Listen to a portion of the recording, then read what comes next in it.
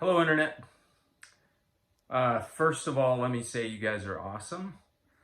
I didn't really go through all my messages and stuff until uh, yesterday and mainly this morning, like really early this morning, but some stuff uh, last evening.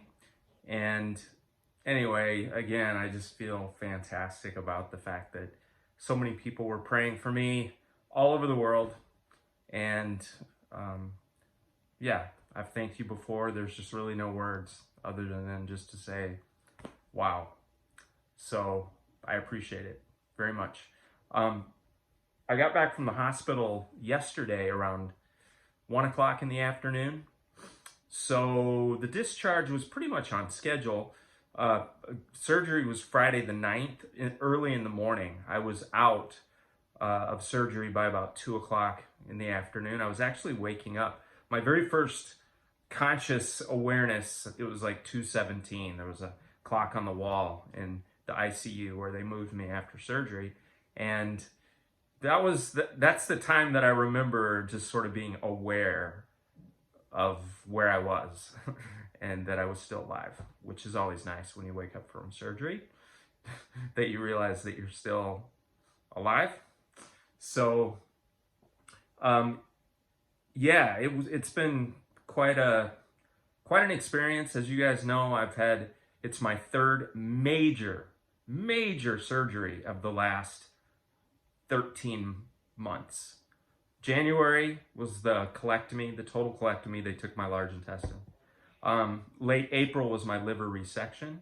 And even though I've had other minor surgeries where I was under anesthesia, this one has been the third major. Open heart, my sternum was opened up. Got to get in there. They took out my old faulty mitral valve, which again had been kind of shredded by the endocarditis episode that I had last December of 2022, which was shortly after my diagnosis. Cancer was raging in my body. I was on chemotherapy and my immune system was down and I got infective endocarditis. So again, a lot of you follow these along, so you know the whole story, but it's been quite a journey. And here I am on the other side of major surgery number 3. And apparently it was successful. They did what they wanted to do. The surgeon told me that perhaps when he got in there, he would realize that he could repair it instead of having to replace it. But that was not the case. Once they got in, they realized that it did have to be replaced. So, oink, oink.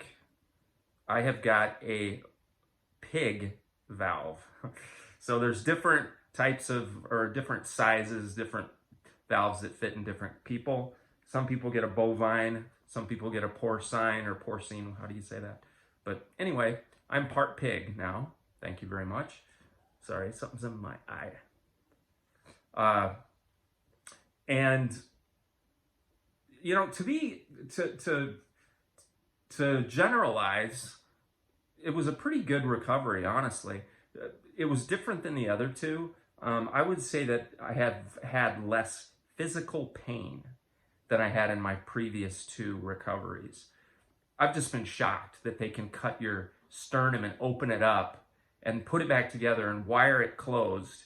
And really, I have not struggled very much with physical pain. I feel like I have more of an ability to move around than I did with the surgeries that were lower in my central abdomen, my liver, and then my lower abdomen, my colon, of course. So I'm not having trouble getting up and down, getting in and out of bed. I've even been able to rest on my side I really was thinking I'd have to be sleeping in a reclining chair and definitely on my back, but I've been able to sleep in bed. I'm not sleeping well, but I mean, I'm comfortable being on my side. So from the physical standpoint, I have to say that it hasn't been as painful as the other 2 surgeries. However, once you start messing with the ticker, once somebody gets in there and starts messing with your heart, there are a lot of other things that go crazy. And it was a very stressful week in the hospital. Uh, let's see, surgery was on Friday. On Saturday afternoon, I flipped from regular, it's called sinus rhythm. That is the regular generic rhythm of the heart. Ba-boom, ba-boom.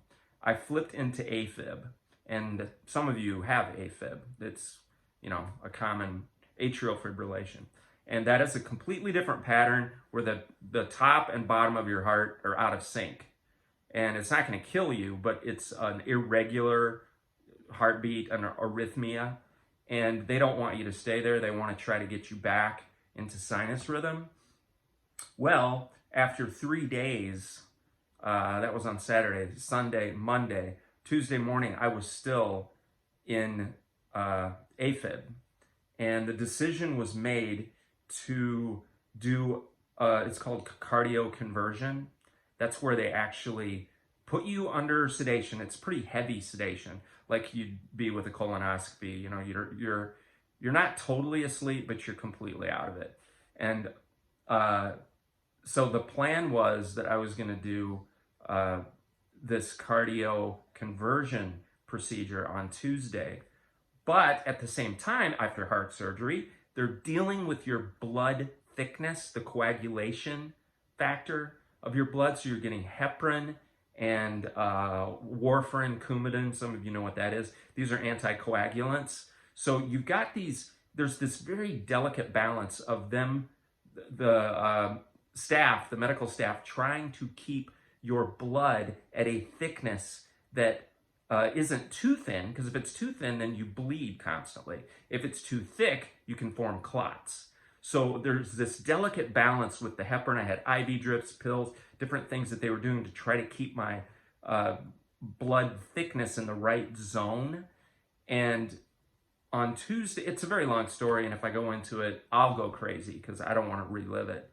But anyway, Tuesday was a horrible, horrible day for me. The plan was on and off and on and off and on and off and on and off all day. Meanwhile, I was on NPO, which means nothing, no food or water or liquids by mouth. I could take tiny sips of water or have ice chips, but from midnight on Tuesday, I was not allowed to eat or drink anything other than just a few sips of water. And so all day Tuesday, I had nothing to barely wet my mouth.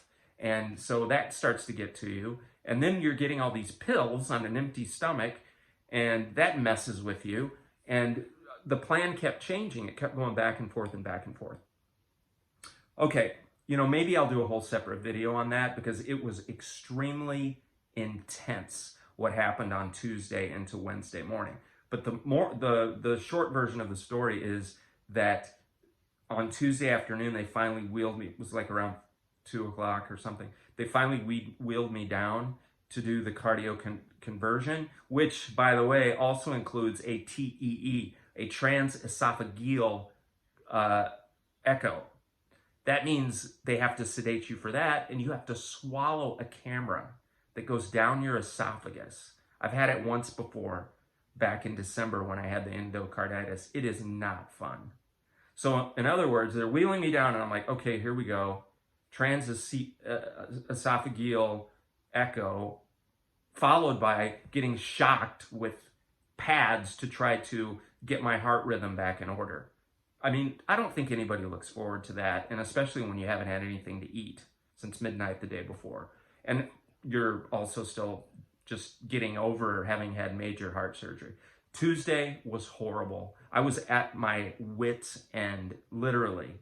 I was just like, Lord, I can't do this. This is just over my head. It's too much for me. Again, I might do a whole video on it because it was sort of life-changing, to be honest, what happened. Okay. Anyway, Tuesday, they roll me down for that, but there was confusion. There was differences of opinions between the anesthetist and the electrophysiologist, who's a cardiologist. He's in charge of that electrical impulse. All this stuff was going on where they couldn't decide whether they thought I was in the right place not place, but just that they weren't sure the situation was just right to do that procedure on Tuesday. They ended up pulling the plug literally at the last second, saying, we're not going to do it today. Let's try again tomorrow. And hopefully the Rubik's Cube of variables would be in a better place to do it the next day. Well, you know what that means? That means that I can go back to my room and have something to eat, but as of midnight, I'm fasting again the next day. Okay, the next morning, you know, the doctor's making the rounds, people are coming in. Yes, we're going to try to attempt this today, hopefully early this morning, so you don't have to be fasting all day long. Then, at 7:55 in the morning, the nurse goes, no way. She was like, I couldn't see her. She was over my right shoulder. And what happened was she was looking at the monitor, and my heart flipped from AFib to sinus rhythm by itself. Boom. And everybody was like, including me. I mean, it was just like, holy cow. So, you know, they rallied the troops. Pretty soon my room was full of people, and they're all consulting with each other. They ordered an electrocardiogram, ECG or EKG it's called. The guy rolls his machine in, hooks me up, runs the thing. Sure enough, officially, within about 40 minutes, they determined that, yes, I am back on a regular rhythm in my heart. And we don't have to do this TEE, and we don't have to do the cardio conversion. So once that was all over, which was like mid-morning on Wednesday, things got better. But it was dark, guys.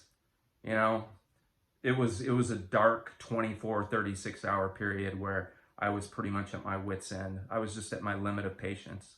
I felt like Job or somebody. I'm just like, how much more can I take? I've just been through too much.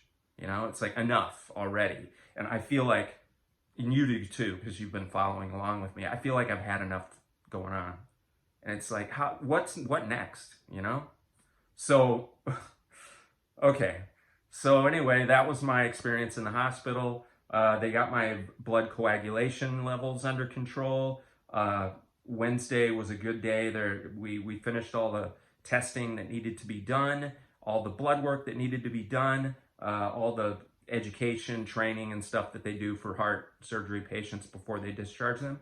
And by Thursday morning, I'm getting dressed and brushing my teeth and waiting for Bill and Tommy Sue Smith to pull around in front of the hospital to pick me up and us come back up here to the Twin Cities. So that's the long and short of it. 13 minutes. It's a long video. I don't like to make them this long, but I'm staying with my brother and sister-in-law right now, and it's been, you know, a little more than 24 hours since I got back, and sort of trying to readapt to post open heart surgery life. Again, I feel better than I thought I would. I'm so grateful. I've got a good appetite. I'm taking it slow, but just trying to, you know, measure my energy level because I need to get exercise.